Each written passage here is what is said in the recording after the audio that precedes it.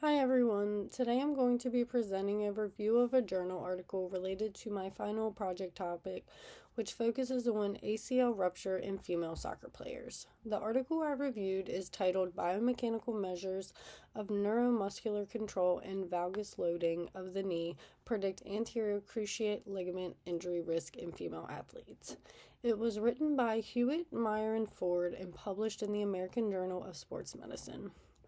The main purpose of this study was to determine whether specific biomechanical movement patterns could be used to predict ACL injury risk in female athletes, particularly during movements such as jumping and landing that commonly occur in sports like soccer.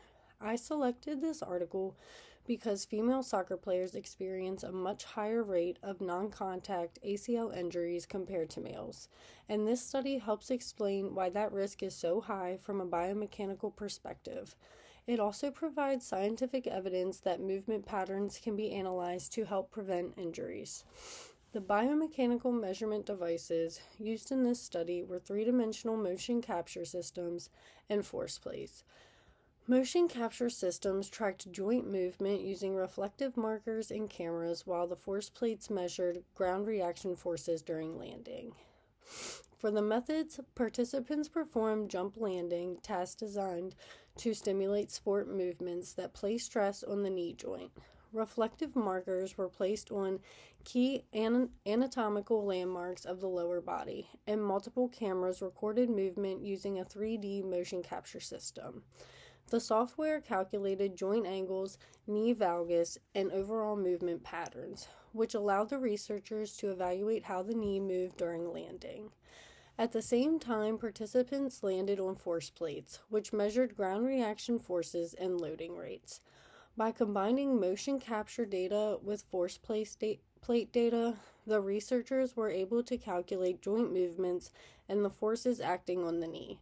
This provided a detailed picture of both movement mechanics and impact forces during landing.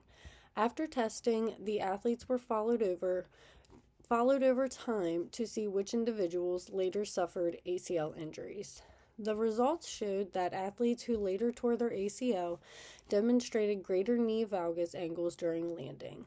This inward collapse of the knee increases strain on the ACL ligament. They also showed higher ground reaction forces and poor neuromuscular control compared to athletes who did not experience injury. One major outcome of this study was that biomechanical measurements collected in a laboratory setting were able to predict future ACL injury risk. This highlights the importance of identifying risky movement patterns before an injury recurs. In the conclusions, the authors stated that abnormal landing mechanics, particularly excessive knee valgus and high impact forces, are significant biomechanical risk factors for ACL injury in female athletes. In terms of current application, this research is used in physical therapy and athletic training to develop ACL injury prevention programs. These programs focus on improving neuromuscular control, strengthening the hips and knees, and teaching athletes safer landing techniques. For example, soccer players can be trained to land with better knee alignment and absorb forces more effectively. For future research, the authors suggested examining how specific training programs can change these risky biomechanical patterns and reduce actual injury rates. Future studies could also include more sport-specific movements, such as cutting and pivoting drills that better represent real soccer gameplay. I could use this article in my final project to explain how biomechanics contribute to ACL rupture in female soccer players.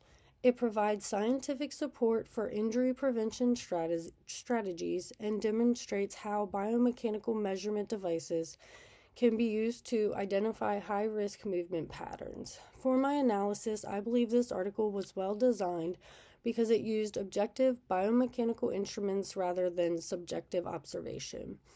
Motion capture and force plates provided precise data, and the study followed athletes over time, which helped link movement patterns to real injuries. One limitation of the study is that the movements were performed in a lab environment rather than during actual soccer competition. This may limit how realistic the movement patterns were compared to real game situations. If I could change anything, I would include more soccer specific tasks such as the cutting and pivoting and increase the sample size of athletes. Overall, this article clearly demonstrates how biomechanical tools can be used to predict ACL injury risk and guide prevention strategies in female soccer players. Thanks for listening.